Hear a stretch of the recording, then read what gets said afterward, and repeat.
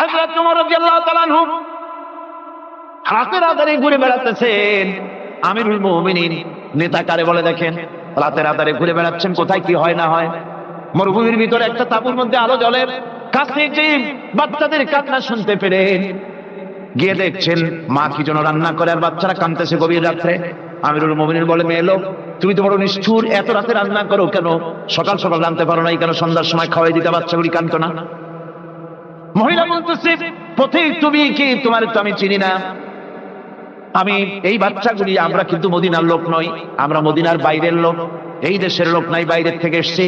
মদিনার সরকারের কাছে কিছু পাবো, সাহায্য নেওয়ার জন্য এসেছি, কিন্তু মদিনার খলিফার কাছে এখনো যেতে পারি নাই। আমরা আজকে 3-4 দিন না খাওয়া রয়েছি, ক্ষুধার জ্বালায় বাচ্চারা কান্দে। আমি হাড়িতে কোনো খানা রান্না করি না, বাচ্চাদেরকে সান্ত্বনা দেওয়ার জন্য হাড়ির ভিতরে পানি আর পাথর দিয়ে নাড়াচাড়া করতেছি। আমিরুল মুমিনিন আর পায়ের তলা থেকে যেন মাটি খসে যাচ্ছে, ভয় হয়ে গেল, আল্লাহর ভয় তারি হয়ে গেল তার ভিতরে। বললেন, মা একটু অপেক্ষা করো, দেখি কিছু করতে পারি নাকি। দৌড়ে চলে গেলেন বাড়ি। বৃদ্ধ আসলামকে ডেকে বললেন, বাইতুল মালের দরজা খোলো, বস্তা নিয়ে আসো, আটা ঢুকাও, পেঁয়াজ ঢুকাও, রসুন ঢুকাও, তরি তরকারি ঢুকাও। ঢুকানো হয়ে গেল, বস্তা মুখ বান্ধ। আমিরুল মুমিনিন বলছেন, আসলাম, এই বস্তাটারে এবার আমার মাথায় উঠাইয়া দাও। হযরত আসলাম বলেন, হুজুর, এই বস্তা বহন করার জন্য আমি খাদিম তো হাজির আছি, আপনি নেবেন কেন? আমিরুল মুমিনিন বলছেন, দেখো, যেই দৃশ্য আমি দেখে এসেছি, কিয়ামতে আমারে আসামি বানানো হবে, তোমারে বানানো হবে না, কাজে আমার বোঝা আমার মাথায় উঠাও। আটার বস্তা মাথায় নিয়ে অর্ধেকটা পৃথিবীর প্রেসিডেন্ট আমিরুল মুমিনিন দৌড়াচ্ছেন মরুভূমির ভিতরে। তাঁবুর ভিতরে ঢুকে বস্তা খুলে দিয়ে আটা বের করে দিলেন, রান্না করো। তরকারি নিজে কুটে সাহায্য করলেন, রান্না বান্না হয়ে গেল। এবার হযরত ওমর বাচ্চা দুইটাকে দুই উরুর উপরে নিয়ে রুটি ছিঁড়ে তরকারি মাখায় খাওয়াতে লাগলেন, আর বললেন, মা তুমি খাও। মহিলা খাচ্ছে। হঠাৎ করে মহিলার চোখ পড়েছে এই পথিকের দিকে, এই আগন্তুকের দিকে। তাকায় দেখে লোকটির চোখের পানি দাঁড়িয়ে ভিজে ভিজে পড়ছে। মহিলা বলতেছে, ও পথিক, তুমি কে? তোমার আমি চিনি না, তবে আমার মন বলে, তোমার ব্যবহার দেখে আমার মন বলে, এই মদিনার সরকার আমিরুল মুমিনিন খলিফাতুল মুসলিমিন ওমর না হইয়া তোমার মতো মানুষ হলে বোধহয় ভালো হতো। হযরত তোমার নিজের পরিচয় দিয়ে নিজের বাহবা নিতে চাইলেন না। তিনি বললেন, মা তুমি আগামী কাল খলিফার দরবারে যাবে, সেখানে আমাকে তুমি দেখতে পাবে। পরের দিন মহিলা কষ্ট করে যখন দরবারে চলে গেছেন, যে দেখেন কি সর্বনাশ, রাত্রিবেলায় যিনি বোঝা বহন করে নিয়েছিলেন তিনিই তো খলিফা। মহিলার কাছে গিয়ে করজোড়ে দাঁড়ায় বলেন, আমিরুল মুমিনিন, রাতে আপনি আমার জন্য কষ্ট করেছেন, আমি বিনীতভাবে আপনার কাছে মাপ চাই, আমারে মাফ করে দেন। হযরত ওমর বলেন, মাপ? উল্টা আমার কাছে মাপ চাইও না, তুমি বলার আগে আমি খোঁজ নিয়ে যে তোমার খাবার পৌঁছাইতে পারি নাই, এই জন্য কিয়ামতের দিন আল্লাহর দরবারে ওমরের আসামির কাতারে দাঁড় করাইও না। এই নেতা তৈরি করেছিলেন বিশ্বনবী জনাবে মুহাম্মদ রাসূলুল্লাহ সাল্লাল্লাহু আলাইহি ওয়াসাল্লাম। সম্রাট আকবর নাম শুনেন নাই? কোথাকার প্রেসিডেন্ট? ভারতবর্ষে। কত বড় নাম করা ব্যক্তি, দ্বীন ইলাহি চালু করলো, তার নামে আল্লাহু আকবার চালু করলো। আল্লাহু আকবার বলতে যেন তারে বোঝানো হয়। জিল্লে ইলাহি বলে ঘোষণা করা লাগলো তাকে। তার সামনে মাথা নত করার ব্যবস্থা করে দিল, কুর্নিশের ব্যবস্থা করে দিল। হযরত মুজাদ্দিদ আল বিসানি রাহমাতুল্লাহ আলাইহি এর বিরোধিতা করলেন। বিরোধিতা করার পরে সম্রাট জাহাঙ্গীর তার জেলের মধ্যে ঢুকাই দিল। তাকে যখন দরবারে দাওয়াত দিয়েছিল, একটা গেট বানালো যাতে করে তার মাথা নিচু করে ঢোকা লাগে। আল্লাহর মাহবুব বান্দা মুজাদ্দিদ আল বিসানি রাহমাতুল্লাহ আলাইহি তিনি মনে করলেন এখানে গেটটা নিচু করা হয়েছে যাতে করে আমি মাথা নিচু করে ঢুকি, আর এটাই সে কুর্নিশ হিসেবে ধরে নেবে। তিনি মাথা নিচু করলেন না, মর্দে মুজাহিদ বাদশার দরবারে নিজের বাম পা খানা আগে ঢুকাইয়া দিলেন। এই অপরাধে তাকে কারারুদ্ধ করা হলো। জেলখানার ভিতরে তিনি আছেন। কয়েক মাস পরে জেলার সাহেব চিঠি লিখেছেন বাদশার কাছে, যা পানা। জেল তো হয় চোরের জন্য, ডাকাতের জন্য, বদমাশদের জন্য। কারে পাঠাইলেন জেলখানায়? মুজাদ্দিদ আল বিসানি নামক যে ব্যক্তিকে জেলে পাঠিয়েছেন, তিনি আসার পরে কয়েক মাসে আমার জেলের মধ্যে চোর আর ডাকাত যা ছিল সব আল্লাহর ওলিতে পরিণত হয়ে গেছে। সম্রাট আকবর সেকেন্দ্রায় তার কবর রয়েছে, কেউ জিয়ারত করতে যায় না। মুজাদ্দেদ আল ফিসানি রাহমাতুল্লাহ আলাইহি, হযরতে খাজা মুঈনুদ্দিন চিশতি রাহমাতুল্লাহ আলাইহির দরবারে আজও হাজার হাজার মানুষ কবরের কাছে জিয়ারত করতে যায়। দিনদার ইমানদার সৎকর্মশীল হলে আল্লাহ পাক তার মুহাব্বত মানুষের দিলের মধ্যে পয়দা করে দেন। আল্লাহ রাব্বুল আলামিন কোরআনে কারীমের মধ্যে বলেছেন, فمن يكفر بالطاغوت ويؤمن بالله فقد استمسك بالعروة الوثقى لا انفصام لها والله سميع عليم। فمن يكفر بالطاغوت ويؤمن بالله, যারা নাকি তাগুতকে অস্বীকার করেছে এবং আমি আল্লাহর প্রতি যারা ঈমান এনেছে, তারা এমন এক মজবুত, এমন এক অবলম্বন ধারণ করেছে যা কখনো ছিঁড়ে যাবার নয়, যা কখনো তাদেরকে ধ্বংস করবে না, বিচ্ছিন্ন করবে না। আর আল্লাহ হচ্ছেন মুমিনদের পৃষ্ঠপোষক। যারা ঈমান আনে তাদের পৃষ্ঠপোষক হচ্ছেন আল্লাহ পাক, তাদের সাহায্যকারী হচ্ছেন আল্লাহ পাক। তাদেরকে আল্লাহ পাক অন্ধকার থেকে আলোর দিকে নিয়ে আসেন। আল্লাহ পাক মুমিনদেরকে, মানুষদেরকে অন্ধকার থেকে কোথায় নিয়ে আসেন? আলোর দিকে। আর যারা নাকি কাফের, তাদের বন্ধু হচ্ছে তাগুত, তাদের সাহায্যকারী তাগুত। তাদেরকে এই তাগুতি শক্তি আলো থেকে অন্ধকারের দিকে নিয়ে যায়। এই জন্য যারা মুমিন হবে, মুমিনদের মধ্যে ঈমান আনার পর কিছু গুণ তার মধ্যে সৃষ্টি হতে হবে, কিন্তু কোয়ালিটি তার মধ্যে সৃষ্টি হতে হবে। সেই কোয়ালিটিগুলি কি, তা একটি একটি করে আপনাদের সামনে আমরা পেশ করব ইনশাআল্লাহুল আজিজ। একটি মানুষ যখন মুমিন হয়, ঈমানদার হয়, তো মুমিন হওয়ার আগ পর্যন্ত সে হয় হীনমন্যতায় ভোগে, ইনফেরিয়রিটি কমপ্লেক্স, এহসাসে কমতরি, হীনমন্যতা। অর্থাৎ আল্লাহর প্রতি ঈমান আনার আগ পর্যন্ত সে আগুনের মধ্যে ক্ষমতা আছে, পানির মধ্যে ক্ষমতা আছে। যখন সে ব্যক্তি ঈমান আনার পরে তার ভেতরে আত্মসম্ভ্রম পয়দা হয়ে যায়, শখসিয়তের পয়দা হয়ে যায়, তার ভিতরে এমন একটা আত্মমর্যাদা বোধ এসে যায় যে আমি যেগুলির সামনে মাথা নত করি আর শক্তি আছে বলে মনে করি, এগুলি তো আসলে কিছুই না। সব শক্তির মূল হতেছেন তো আল্লাহ রাব্বুল আলামিন।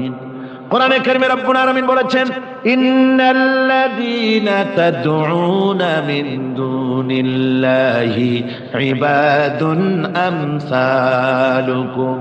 আল্লাহ পাক বলেন, আমাকে বাদ দিয়ে তোমরা যাদেরকে ডাকো, আমাকে বাদ দিয়ে যাদের আশ্রয় গ্রহণ করো, যাদের কাছে সাহায্য কামনা করো, ওরা তোমার মতো আমার আর একটি গোলাম। তুমি যেমন আমার গোলাম, ওরাও তেমন আমারই গোলাম। সুতরাং তুমি নিজে গোলাম হয়ে আর একটা গোলামের কাছে হাত পেতেছো, তোমার কোনো প্রয়োজন সে মিটাতে পারবে না, তোমার কোনো প্রয়োজন সে মিটাতে পারবে না। ওরা নিজের সাহায্য নিজেরা করতে পারে না। কোরআনে কারীম কি সুন্দর করে বুঝিয়েছে, হাতে তৈরি করে মূর্তি বানায়া তার সামনে তোমরা সাহায্য চাও, ওরা তোমারে সাহায্য করবে কি? ওরা তো নিজের সাহায্য নিজেকে করতে পারে না। এই যে আমাদের দেশে কত মূর্তি তৈরি হয়, এক একটার 8টা 10টা করে হাত থাকে, এগুলির সামনে নানান রকমের নজর পেশ করা হয়। এগুলি যদি কুকুরে এসে খাওয়া আরম্ভ করে, আপনারা বলেন 10টা হাতের একটা হাত দিয়েও কি তাড়াই দিতে পারবে? পারবে। এমনকি ওদের নাকের ডগায় মাছি বসে যদি মুখের মধ্যে পায়খানা করে, তাও এতগুলি হাতের একটা আঙ্গুল দিয়া মাছিটাকে উড়াই দিতে পারবে না। এরা, আল্লাহ রাব্বুল আলামিন বলেন যে ওরা মাছির মতো একটি ক্ষুদ্র প্রাণী বানাতেও সক্ষম নয়, অথচ এদের কাছে সাহায্য কামনা করা হয়। একবার রাসূল পাক সাল্লাল্লাহু আলাইহি ওয়াসাল্লামের কাছে একজন মুশরিক এসেছেন, তার কাছে একটা ভাঙ্গা মূর্তি।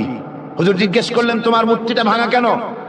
লোকটি বলল যে এটি হচ্ছে আমার খোদা, একে আমি সব সময় সাথে রাখি, না জানি কোন সময় কোন বিপদে পড়ি, এই জন্য সাথে রাখি বিপদ থেকে বাঁচার জন্য।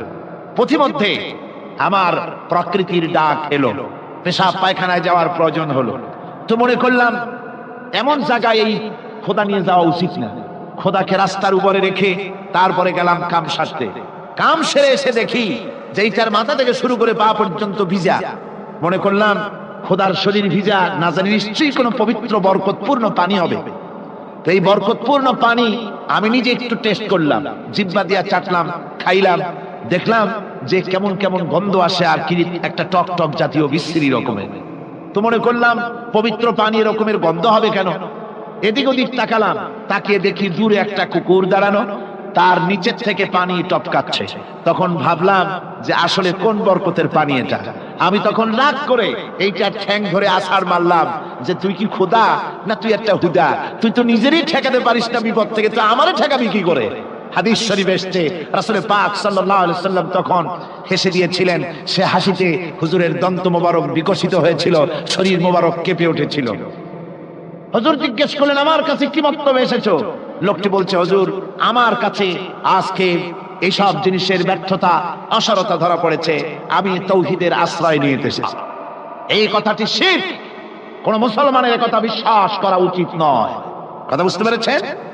কোন মুসলমানের বিশ্বাস করা উচিত নয়। আল্লাহ পাক পরিষ্কার বলেছেন, আন্নাল কুওয়াতা লিল্লাহি জামিআ, সমস্ত ক্ষমতার উৎস কেবলমাত্র আল্লাহ সুবহানাহু ওয়া তাআলা। কিন্তু বেকুবরা বোঝে না, জনগণকে খুশি করার জন্য, তাদের ভোট যেন বারবার পাওয়া যায়, এই জন্য বলে সমস্ত ক্ষমতার উৎস জনগণ। বেকুবেরা, পাগলেরা বুঝে না, সেই জন্যই তারা এই কথাগুলি বলে। কয়েকটি কথা আমাদের দেশে চালু আছে যে কথাগুলি শুনলে খুবই খারাপ লাগে। একটা হচ্ছে সকল ক্ষমতার উৎস জনগণ, এটি মারাত্মক শিরকপূর্ণ কথা। আরেকটি কথা, যখন রেডিও টিভিতে বলা হয় যে কুতুবদিয়া, হাতিয়া সন্দ্বীপ, কক্সবাজার উপকূলীয় এলাকায় থেকে 280 মাইল স্পিডে বাতাস প্রবাহিত হবে, 30 ফিট উঁচু হয়ে জলোচ্ছ্বাস হবে, গ্রেট ডেঞ্জার সিগন্যাল নাম্বার 10 দেখাবার জন্য বলা হলো। সাথে সাথে তারপরেই রেডিও টিভি থেকে, সরকারি যন্ত্র থেকে সরকারের লোকেরা বলতে থাকেন, এই বিরাট তুফান, জলোচ্ছ্বাস এবং ঘূর্ণিঝড়ের মোকাবেলা করার জন্য সেনাবাহিনী প্রস্তুত করে রাখা হয়েছে। কি বেকুফি! 30 ফুট জলোচ্ছ্বাস হবে, সেনাবাহিনী করবে কি? বন্দুক নিয়ে দাঁড়ায় থাকবে? মোকাবেলা করবা? প্রচন্ড বাতাসের মোকাবেলা করবা তুমি সলিমুদ্দিন? হ্যাঁ, বরং বলা যেতে পারে ঘূর্ণিঝড় এবং জলোচ্ছ্বাসের পরে যে দুর্যোগ সৃষ্টি হবে তড়িৎ গতিতে, আমরা সেই দুর্যোগকে, মানুষকে ঠেকাবার জন্য আমরা প্রাণ চেষ্টা চালাবো, আমাদের সব মেশিনারি সেজন্য প্রস্তুত আছে, এটা বলা যেতে পারে। কিন্তু ঝড়ের মোকাবেলা করব, মারাত্মক কথা, মারাত্মক কথা। আবার আরেকটি কথা খুবই মারাত্মক, এগুলো পত্র পত্রিকায় দেখি, অমুক দলের অমুক নেতা হসপিটালে মৃত্যুর সঙ্গে পাঞ্জা লড়তেছে। আজীব তামাশা! মৃত্যু কি তোমার মাইকেল টাইসন? মৃত্যু কি তোমার মোহাম্মদ আলী ক্লে যে পাঞ্জা লড়বা? মৃত্যুর সাথে পাঞ্জা লড়তে পারে এমন ক্ষমতা পৃথিবীর কেউ আছে? সুতরাং এগুলো জাহালাতের কথা, মূর্খতার কথা। মৃত্যু যন্ত্রণায় ভুগছে এটা বলা যায়, মৃত্যু যন্ত্রণায় কষ্ট পাচ্ছে বলা যায়, মৃত্যুর সাথে পাঞ্জা লড়ছে, সলিমুদ্দিন সাহস তো কম না। আমার ভাইয়েরা, সুতরাং সমস্ত ক্ষমতার উৎস কেবলমাত্র আল্লাহ সুবহানাহু ওয়া তাআলা। যাকে খুশি ক্ষমতায় দেন, যাকে খুশি ক্ষমতা থেকে নামায় দেন। এত বড় প্রচন্ড ক্ষমতার মালিক তিনি। রাতকে দিন বানান, দিনকে রাত বানিয়ে দেন, সাগরকে নগর করেন, নগরকে সাগরে পরিণত করে দেন, আমিরকে ফকির করেন, ফকিরকে আমির বানায় দেন, রাস্তার মানুষ ধরে নিয়ে, অপরিচিত লোক একজন ধরে নিয়ে রাষ্ট্রের মালিক বানায় দেন, প্রেসিডেন্ট বানায় দেন। আবার সম্মানের ফুলের মালা দিয়া গলা থেকে শুরু করে পা পর্যন্ত ফুলের মালা দিয়া ভরে দেন। নাফরমানি যখন বাড়তে থাকে, এত বড় ক্ষমতার মালিক আমার আল্লাহ রাব্বুল আলামিন ফুলের মালাগুলি বাদ দিয়ে ফুলের মালার পরিবর্তে জুতার মালা গলায় পরাইয়া ফাঁসির মঞ্চে ঝুলাইয়া দেন। পারেন কিনা? প্রচন্ড ক্ষমতার মালিক তিনি। তিনি যদি কারো ক্ষমতা ছিনিয়ে নিবেন, এটা যদি সিদ্ধান্ত হয়, পৃথিবীর মানুষ তাকে ক্ষমতার উপরে রাখতে পারে? আর আল্লাহ যদি কাউকে ক্ষমতা দিতে চান, সেই ক্ষমতা থেকে তাকে মাহরুম কেউ করতে পারে? পারে। সমস্ত ক্ষমতার একমাত্র মালিক হচ্ছেন কে? আল্লাহ সুবহানাহু ওয়া তাআলা।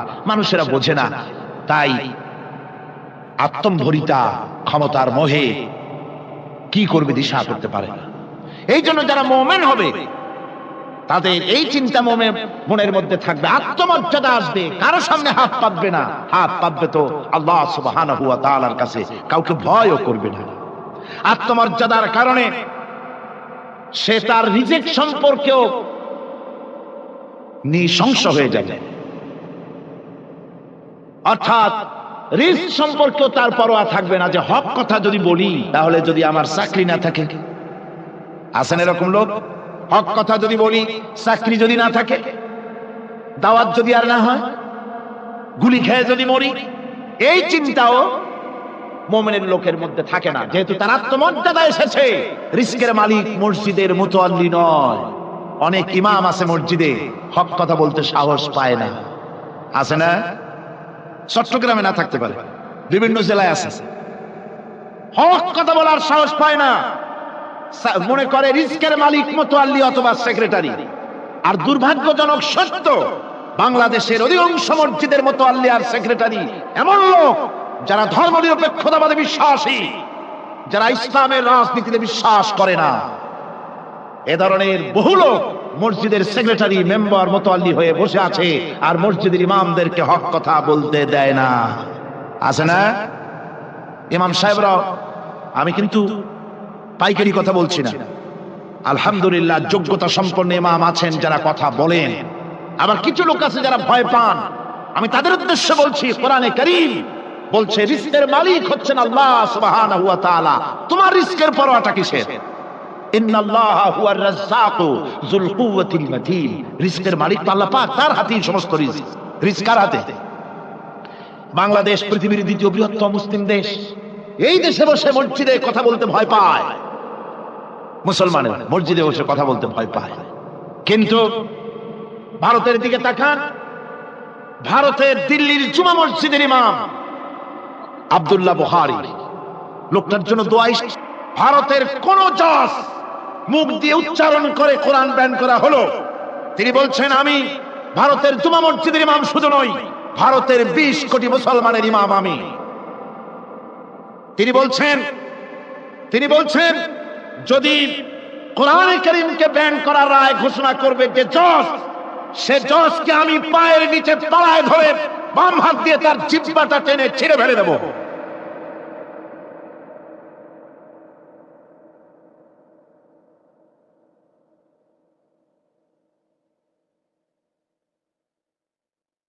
এর নাম ঈমান। জোরে বলেন, এর নাম কি? এর নাম ঈমান। প্রচন্ড রাশ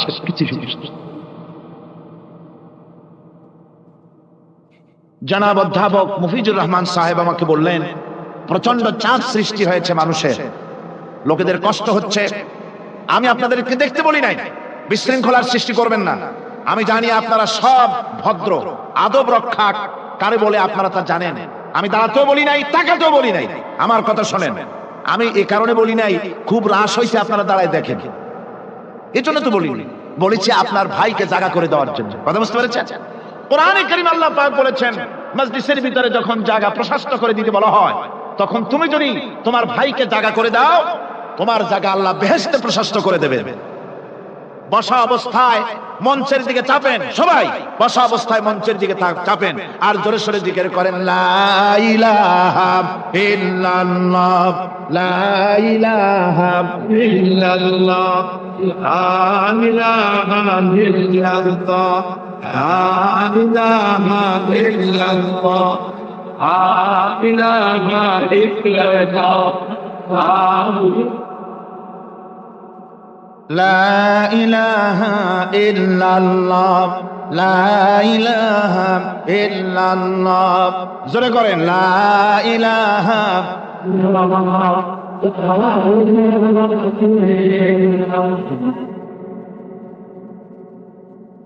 লা ইলাহা ইল্লাল্লাহু মুহাম্মাদুর রাসূলুল্লাহ। বসেন, এবার বসুন, দাঁড়িয়ে থাকবেন না কেউ, মেহেরবানি করে বসেন, জলদি বসেন। বলছিলাম যারা মুমিন তারা চাকরির পরোয়া করেন। মুমিনের কলিজায় চাকরির পরোয়া থাকতে পারে? কে কি বলবে, দাওয়াত হবে আর না হবে, গুলি খাবো, মরে যাবো, সব ভয় মুমিনের কলিজায় থাকতে পারে? পারে না। ইমানের সবচাইতে বড় কোয়ালিটি, সবচাইতে বড় গুণ হচ্ছে যে তাকে তার কলিজার মধ্যে আল্লাহ পাক সাহস সঞ্চার করে দেন, ব্যক্তিত্ব হয়, পার্সোনালিটি তৈরি হয়। আমার দেশে ভারতের মসজিদের ভেতরে ইমামরা যে কথা বলতে সাহস পায়, আমার দেশের মসজিদের অনেক ইমাম আগে যারা একটু সাহস পেত, এখন আবার অনেকের মধ্যে কোন জেলায়, চিটাগং না কিন্তু কোন জেলায় সাহস একটু কমে গেছে।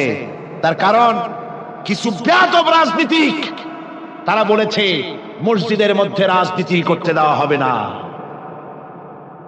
ওরা হচ্ছে বেয়াদব। জোরে বলেন ওরা কি? আরো জোরে বলেন ওই সব রাজনীতিবিদরা কি? তার কারণ হচ্ছে মসজিদে কি বলা হবে আর কি বলা হবে না তোমার মতো বেয়াদব রাজনীতিবিদের কাছ থেকে তাকে জিজ্ঞেস করবে না। এ ফয়সালা হয়েছে 1400 বছর আগে মসজিদে কি বলতে হবে আর না হবে তা শিক্ষা দিয়েছেন জনাবে মুহাম্মদ রাসূলুল্লাহ সাল্লাল্লাহু আলাইহি ওয়াসাল্লাম। ওলামাদেরকে মসজিদে ইমামতি যারা করে তারা হচ্ছে ইমাম নেতা। তোমরা তাদের সাথে আদব করতে হবে, তারা কি বলবে আর কি বলবে না ডিকটেট করার অধিকার কারো নাই। অধিকার আছে। সুতরাং আলিমদেরকে, মুমিনদেরকে, যারা নাকি কালেমা পড়ে মুসলমান হয়, তাদের সকলের এই সাহস মনের মধ্যে আসা দরকার, ব্যক্তিত্ব আসা দরকার। কারো পরোয়া নাই, পরোয়া করব শুধুমাত্র আল্লাহ, রিজকের মালিক তিনি।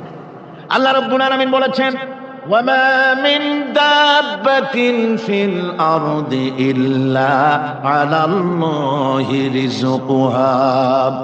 এই পৃথিবীর বুকে এমন কোন বিচরণশীল জীব নাই যে জীবের রিজকের দায়িত্ব আমি আল্লাহ আমার নিজ হাতে গ্রহণ করি নাই। সব জীবের রিজকের চাবি আমার হাতে। কার হাতে? তাহলে ভয়টা কিসের? আপনার একটা পেট, তাই নিয়ে এত চিন্তা? অথচ এই পৃথিবীতে আল্লাহ পাক বলেন অসংখ্য প্রাণী আছে যাদের কোনো সঞ্চয় নাই। শকুনের মরা গরু অনেকগুলি ব্যাংকে জমা আছে নাকি? কবে কোথায় একটা মরা গরু পাইছে আর খোঁজ নাই, খবর নাই। ওগুলা কি না খাইয়া মরতে দেখছেন রাস্তায় পথে ঘাটে? সুবহানাল্লাহ।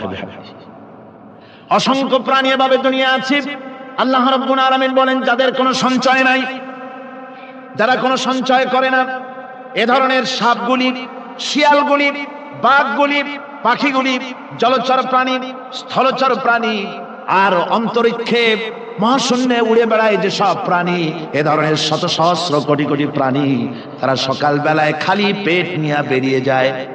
খালি পেট নিয়ে সকাল বেলায় বেরিয়ে গেল, আবার সন্ধ্যায় যখন বাসায় ফেরে সমস্ত প্রাণীগুলির পেট আল্লাহ রাব্বুল আলামিন ভরে দেন। সুবহানাল্লাহ। একটা প্রাণীও খালি পেটে বাড়ি ফেরে না। সুবহানাল্লাহ, সুবহানাল্লাহ। অথচ তাদের কিন্তু জন্ম নিয়ন্ত্রণের ব্যবস্থাও নাই। জঙ্গলে যত প্রাণী আছে তারা কি কোনদিন মিছিল করে এসে বলেছে বাংলাদেশ সরকার আমাদের? এরপরে 2 নম্বরের যে কোয়ালিটি সৃষ্টি হবে মুমিনের মধ্যে ঈমান আনার পর, সে গুণটা হচ্ছে সে বিনয়ী হবে। বিনয়, বিনম্রতা আর এক বৈশিষ্ট্য হবে। বিনয় এবং বিনম্রতার বৈশিষ্ট্য হবে। তার কারণ হচ্ছে ঈমান আনার পরে সে জানতে পেরেছে আল্লাহ রাব্বুল আলামিনের কর্তৃত্ব থেকে বেরিয়ে আসার ক্ষমতা কারো নাই। অহংকার করে যাব কোথায়? আস্ফালন করে যাব কোথায়? আল্লাহর রাজত্বের বাইরে, আল্লাহর ক্ষমতার বাইরে যাওয়ার ক্ষমতা তো কারোই নাই। সুতরাং অহংকার তার মধ্যে জায়গা পাবে না। আল্লাহ পাক দুনিয়ার সমস্ত মানুষের জিনকে পরিষ্কার করে বলেছেন, ইয়া মাশারাল জিন্নি ওয়াল ইনস ইন ইসতাতা'তুম আন তানফুযু বিল আকতারিস সামাওয়াতি ওয়াল আরদ فانفذوا لا تنفذون إلا بسلطان। হে পৃথিবীর মানুষেরা আর জেনেরা, যদি সম্ভব হয় আমার আকাশের নিচের থেকে জমিনের উপর থেকে বেরিয়ে যা। লা তানফুয, বেরিয়ে যেতে পারবে না। আমি আকাশ এবং জমিন থেকে যদি সম্ভব করতে পারো বেরিয়ে যা। আর যদি কোনো আকাশ থাকে তার নিচে যা, আর যদি কোনো জমিন থাকে তার উপরে যাও। এমন দেশ যদি পাও যেখানে আমার আলো ছাড়া কোনো আলো আছে, আমার বাতাস ছাড়া কোনো বাতাস আছে, আমার চাঁদ সূর্য ছাড়া কোনো চাঁদ সূর্য আছে, যাও সেখানে।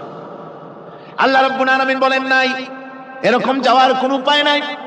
আমি আল্লাহ রাব্বুল আলামিন আকাশ আর জমিন দিয়ে প্যাকেট করে রেখেছি, আটকায় রেখেছি।